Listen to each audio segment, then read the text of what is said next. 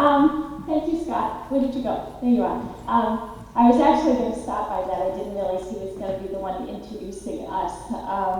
I remember you had reached out because I had gone over to East Bridgewater to speak, and then he said, hey, you know, Chris wants to be able to go to the Recovery Coach Academy. He's more than welcome, and so are you. And Chris was working that week, and he could not get it off, so I said, oh, I'll just go. And little did I know what I was signing up for, because you guys are absolutely amazing, first off. We did that in 2017, and I sat with the most incredible people in that room, and I've actually seen a couple of them here today.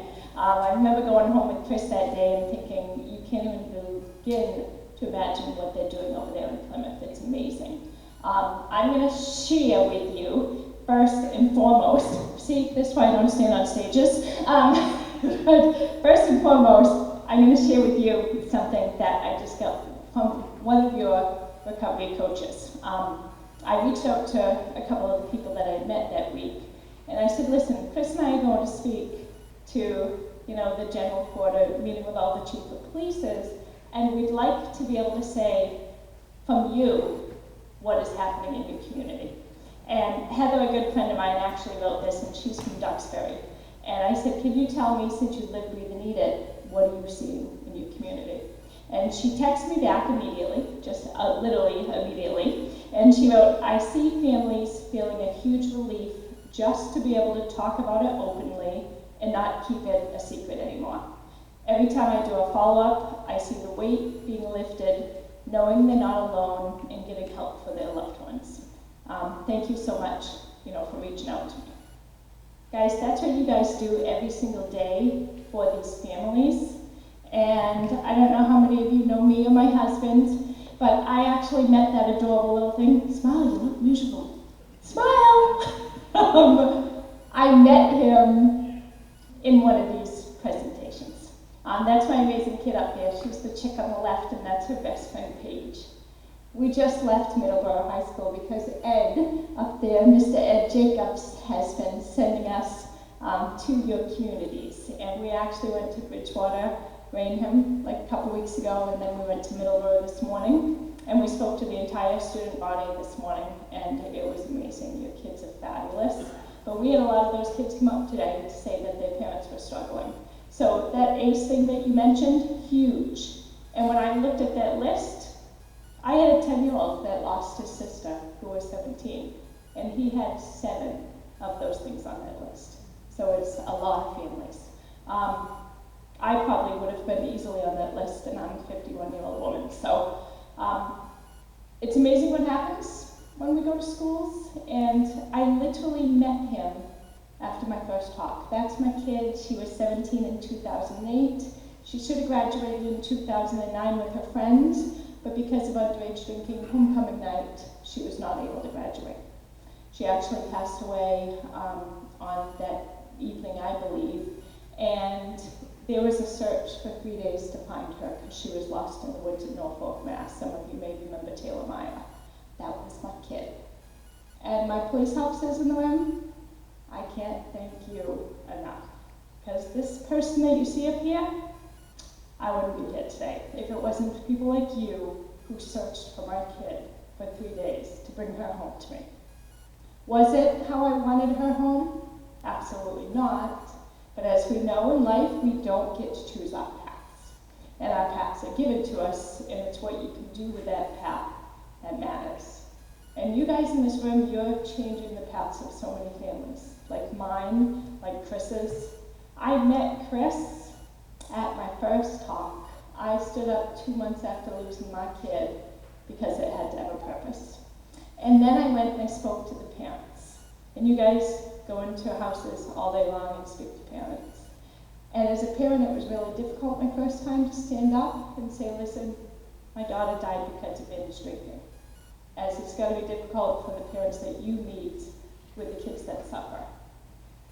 Stood up at my first parent night, and Chris was in the audience. Taylor had a sick sense of humor. I know she handpicked him for me. He was there because he was literally 5 weeks sober from a heroin addiction and an alcohol addiction. I remember one of my high school friends who ended up being his sponsor saying to me, hey, Chris Sullivan's up there. And I'm like, who's Chris Sullivan? I don't watch football, couldn't care less. And he basically told me, former Patriot player, suffering, with addiction issues, and he's in recovery right now, 5 weeks. And I remember thinking, that's great. And then he ended up coming to a couple of my speeches at nighttime. He brought his mother, and I was like, I'm gonna adopt your son. And literally I adopted him because I married him 2 years later. But to see him today, and honestly, Chris, I've only known you sober in recovery. I cannot picture the other person at all. But this life that we live now is second to none. You always say that. And it's all because of people like you who fight for it every single day. So we really, really appreciate it. We written a couple notes because this is not normally what we do when we go to schools. And when he said to us, hey, Kathy, can you come and speak to a half an hour? And I'm like, of course we can. And then a couple of days ago, we're like, oh my God, what are we going to say? So we ended up, putting this together. And he, as I told you, Scott, you got us here originally. But Chris is actually, it's kind of funny, as we're in Plymouth County, and you kept mentioning Brockton. The boy was born in Brockton, so he's a Brockton boy. But he's going to talk to you, what he sees in the road to recovery. And, then we're going to share a little bit afterwards, too, how the domino effect is everywhere. So, here you go, Christopher. First of all, I want to say, as a person in recovery, thank you for everything you guys do. It's funny, I bring my Super Bowl ring to schools, and I've never put it on, and it's kind of, it means a lot to me, but the crazier part is I always have my sobriety chip with me, and it actually means more to me than that ring. I'm very proud of that ring. I had to work hard to get it, but this means more to me and my family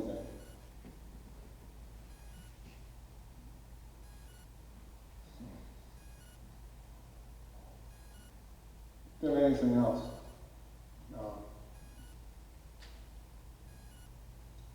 I always get choked up talking about family because you guys see it. What addiction I drag my family through. And my mother still can't.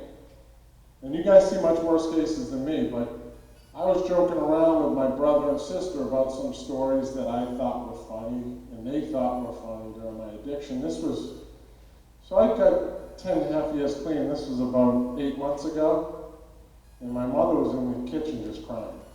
Like, she couldn't hear it, she couldn't talk about it, and addiction, a lot of times, or people that struggle with substance use disorder, it's harder on the family, and what you guys are doing, you are obviously saving addicts and getting them in treatment. You just saw all the statistics, but the amount of people that are being helped outside of that, just family members, just when you guys show up and talk about different options they have or how to get in a treatment facility, like that is probably the most comforting thing. And she'll talk, I just walked into, I've been on a diet, but I went in and talked to this lady, Pam, that her son's been struggling. And finally he decided to go into place. And I've seen her for like the last 4 months, but I walked in last week and she was different. Immediately you could tell. And her son was in a facility. And you could see the stress actually just leave her face without even talking to her. It's amazing the toll it takes on the family. I know I'm fortunate to be here. I don't like public speaking. I am what am I, an introvert to the extreme. It takes its toll on me. But you know what? People help me get sober. It's my job to give back. We do a decent amount of schools, and we're more in the prevention. You guys are in the front line. I see it in meetings. And the whole game's changed with fentanyl. I had a $1,000 a day heroin habit. But I'd be around. I did that for 3 years every day. Probably wouldn't be here. I would have get a bad batch eventually. And I know how fortunate I am. And a lot of what I talk to with the kids is, I didn't know what someone that struggled with substance use disorder, I can't say that, addiction, it's too much to say for me. I didn't know what it looked like personally. Like, I grew up, however you want to call it, my father's from Boston, Irish Catholic. I didn't miss church for the first 22 years of my life. I had strict parents. I was a good, hard-working kid. I've never talked back to an adult in my life, a teacher, a coach, a parent. I did some dumb things, but I generally did the right thing. Like, I always had the end image of addiction in my head. Like, that's what I thought someone that struggled looked like.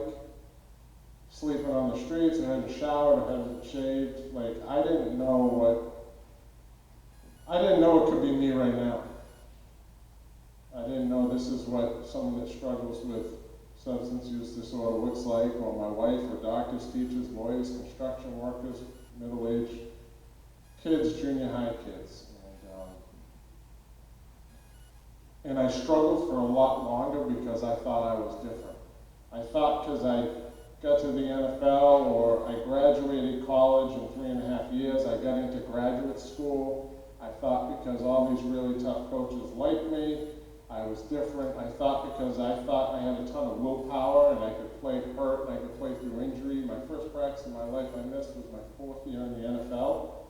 And I had a lot of head injuries and concussions and I thought I was more powerful than it because of my background. And I found out different, and I struggled for a long time. I can honestly tell you that I've never found better people than I've found in recovery that work in the field, or you people, or the people in my meetings halls. The people in the meetings, when they're clean and sober, like, I would let them watch my grandkids or anybody in my life. I would trust them with anything. Obviously, when they're off the wagon, it's different. But I am much more comfortable in a meeting room or around people that are struggling than I am up at the stadium or around the guys I used to play with. You know, that's where I'm comfortable. That's where I'm happy. In 2002, I started buying pain pills, and we had I had just been released by the Pittsburgh Steelers, and you talk about the mental health side, that's totally my backstory. I was a ticking time bomb ready to explode. Like, I battled anxiety, depression, low self-esteem. I never felt good enough. I never felt like I fit in. On the outside, I looked one way. On the inside, I was totally opposite. You would never know because I would never tell anybody. You know, on the outside I had everything together. I was the perfect kid. I didn't miss school. I graduated. I did good. I didn't talk bad. On the inside I was anxious. I was a complete mess. I would have changed my life with anyone, even when I had $1 million in the bank and I was playing for the local team because I grew up in North Attleboro, Mass. I would have traded with anyone because I hated myself. I didn't like who I was. I had low self-esteem and anxiety and depression, and the reason I say that is because that's an underlying issue with a lot of people that end up struggling. You know, and I didn't know there was help out there. I didn't know to talk to someone. You know, in 2002, I started buying pain pills. 3 months later, I got back on the Patriots. My addiction was taken off, but I can stop any time because I'm stronger than this. I'm smarter than this. I come from a good family. And, tonight I got my Super Bowl ring. I got arrested. It was going to get in the paper a couple days later. And I had a choice. Give up this little harmless thing that I'm stronger than, or I had another year under contract, keep playing, make some more money, turn my life back around to where it was, and I gave up football. And I did the progression. That harmless pill in September, I remember we won the Super Bowl and the confetti was coming down, and if this is the sidelines, all the guys were running out crying, hugging, confetti, and I had taken 300 Percocets down to the game with me on the team plane, just cause, like I'm not an addict, and I was mad I left them all in the hotel room because it was right after 9/11, there was going to be super heightened security at the game. I never ran on the field, I never celebrated. I went to the team party and just hugged my parents. I left, I sat in the dark in my hotel room in New Orleans. I didn't know why my life was upside down. A few months later was the Super Bowl ring party, arrested in Lexington, Massachusetts. 2 days later they said, you gotta call Bill Belichick on Nantucket and tell him what happened because it's gonna get in the paper. It was before social media. And I called him and I got off the phone. I had that choice to make, and what I thought should be an easy decision, I gave up football. By 2005, I was 160 pounds. The person that used to sit up there and judge people that struggled with addiction, like I wouldn't say anything to them, but I'm like weak, bad family, wrong side of the tracks, no willpower. Like they used to bring people into the team. I used to judge those people. I became that person, and those same people saved my life. I went through the gamut. I went through the family. It was like a hurricane, a tornado coming through the family. 5 OUIs, 10 to distribute, 15 rehabs, 8 ambulance rides, and I had a girlfriend at the time who struggled with addiction with 2 kids, and they lived in my house, and they lived every minute of my addiction. Had them in the car crying to get out. Because I was drunk at 10 years old, they knew it was a bad situation hundreds of times. It turns people into people that I can't recognize. And what happened with me is December 14, 2008. I had lost everything, so in 2002, when you'd think I'd be at my high point, when I was at my emotional bottom, my depression, anxiety, I was a millionaire, had my house in North Attleboro, the town I grew up in, looked like I had it all. 2008, I ended up where a lot of people end up. I had nothing. I was in an apartment in town. I had no heat, no hot water, no cable. I was shut. I thought I was going to get sectioned again. So I'd actually get up and put decent clothes on because the first time I got sectioned, I had stains and I was a mess. And I just went willingly because I knew my mother was asleep. December 14, 2008, her friend came by, and my parents were in, he was doing wellness checks to make sure I was still alive, so 3 times a day he'd just come check on me, check my breathing. My mother was standing over my bed, begging God to take my life. After my first rehab, my parents thought I was cured, and I thought I was cured. Like, I got a degree, I'm smarter than this now, family party, I can have a couple drinks. 15 rehabs later, different story. But I woke up December 15, 2008, and I was crying like a 2-year-old. It had beaten me. I had no family around, no friends around, no money. I couldn't pay rent. I had nothing. And the one thing I can tell you is her friend showed up. Like, I had been arrested, like a lot of people, and been to jail, and been to rehabs, and been to the emergency room, and on security watch, and totaled cars, and flipped things, and cut trees in half. Like, none of that was my bottom. My bottom was emotional. And thank God someone showed up when they did. And I know you guys have that, obviously, the follow-up. That is absolutely huge. And obviously, we all know the window of opportunity is short a lot of times, because many times I sat in the emergency room and made phone calls all day. All day, scared, petrified, willing to go. And then after 6-7 hours of making phone calls, you give up. And I just resigned that I'm going home, I'm going to keep doing the same thing. But so he showed up. And for the first time, I was willing. I was desperate for help. And he grabbed me, and that was it. I didn't go in a facility. I had been to 16, 17, more. He basically stayed with me as long as he could. he was there like 9 times a day, and I went through the withdrawals on my couch looking at the floor with no cable, no heat, no food. And I wanted to feel it. He didn't believe me at first. I wanted to feel it. And it's amazing. I used to sit back and judge the people up there that saved my life.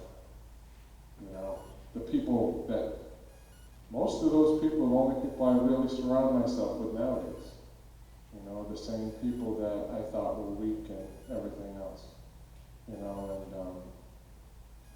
like I said, like, I don't feel, I always tell people, like, the people in my meeting and the people in these rooms are like my new team, honestly. Like, this is where I'm comfortable. This is what I'm comfortable talking about. You put me, this poor guy has been calling me, I shouldn't even tell her in front of my wife, to do like an autographs. I will never do those. Like, and I feel bad, and I keep forgetting his call. He's like, can you come to the Mansfield Marriott and I'll pay you and do it? I'm like, that's not me. I don't like that sort of attention. You know, but I feel like if I can get up in front of the kids and get through to a kid, like, I'll take the attention, I'll take the sweating I'm doing right now, I'll take the, like, I can dig holes. Ask her, I do about 15 miles a day walking. I'm literally nuts. That's fine, I can dig holes for 17 hours. I get up in front of kids, I'm toast with it. You know? And I'll take that, like you guys, if it's saving a kid, or just getting through to a kid, or a kid hears something, or a kid emails her, and she reaches out to one of you guys, or a school resource officer. Like, I'll deal with the sweat, I'll deal with me being uncomfortable, because sobriety was freely given to me by other people. They didn't ask for anything. I spent my first Christmas at my sponsor's house, my first New Year's. I slept on people's couches. You know, I think the stigma's changing. You know, obviously people do bad things, and there needs to be consequences when you're using and you're stealing and you're breaking the law. But a lot of people, there's a lot of good people in those rooms. There's a lot of good people that struggle, and there's families that don't need to suffer, and mothers that want to get sleep. And you give people, if the addict doesn't get it, at least you give hope to the family for another day. You know, and that I want to say thank you for. And she was going to mention, like, our little neighborhood tree system before we go. I like the tree system. That's great. It's funny that he was talking about the families that you give hope for. We had a young lady today in Middleborough come up, and she had said her dad had been in and out of jail her whole life. Her mom was okay, but she had a history of people in recovery, in and out of recovery. And I looked at her and I said, how old are you? And she said, I'm a sophomore. And I said, you know what? I said, you can continue and do a new generation for your family. And she got it, and you could see it clicking, and I'm like, you know what? It's a family disease. It's no different than if you had cancer in your house. You can stop this from happening to your next generations, and she was amazing. That actually is our grandbabies, but this one is also Mr. Ash, so one thing I'm used to mine. That's actually Ashley on the right and Ashley on the left. And Ashley is one of the oldest of his ex-girlfriend's kids that moved in with him in his height of his addiction issues from 2002 to 2008. They were 6 and 7 when they moved in with him. Ashley and Alexis are now 28 and 25-year-old beautiful women. The youngest one lived with us for a long time, because that's totally normal to bring in the ex-girlfriend's kids. Right? Everybody does that. You make your own family. But those are the girls. And you talk about the ACEs and stuff, she literally ended up coming to speak with us the other day. It's in her heart, heavy on her heart to speak to kids who go to schools and can't discuss their issues. Like you guys were talking, and Ed was talking, how you never know what the kid has gone through the night before.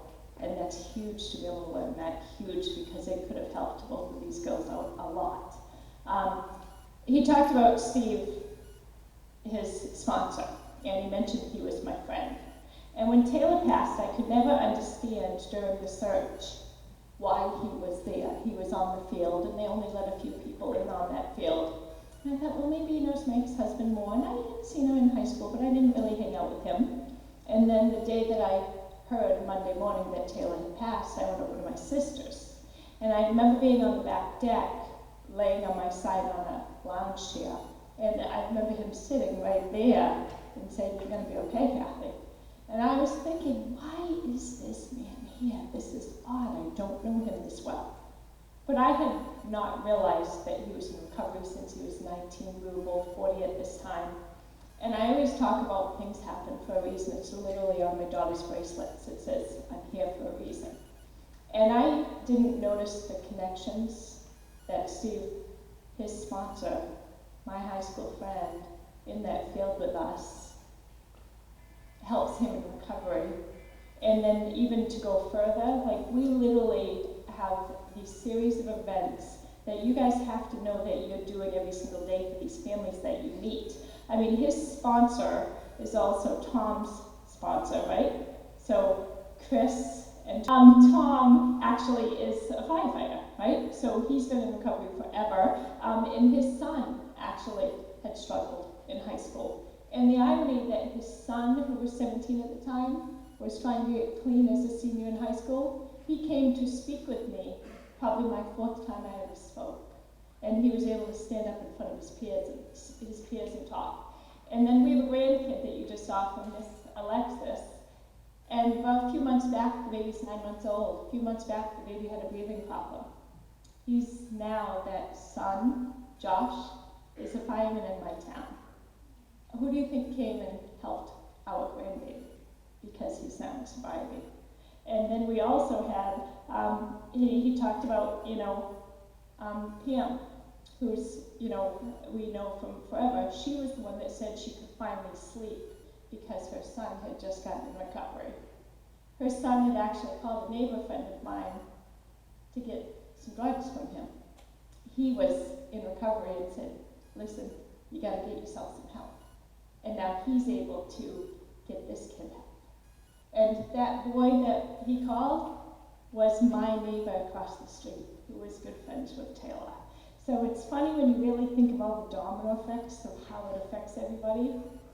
And what? Oh, and Tom, your beginning step actually knock-handed Eddie and kept him alive. So it's you guys keeping these people alive that are going to help the next generation. So thank you so much for everything you guys do on a daily basis. Keep up the work. You're obviously doing amazing things. And if everybody else could get on board with this, it would be beautiful. So Ed, thank you again for inviting us today. Mr. Scott, where did you go? Where are you, Scott? Oh, there he is. He's adorable. Thank you. Thank you for letting us learn about all this, because this is what it's about. Your community's very, very blessed to be able to have you guys. So keep up the good work. Thank you very much.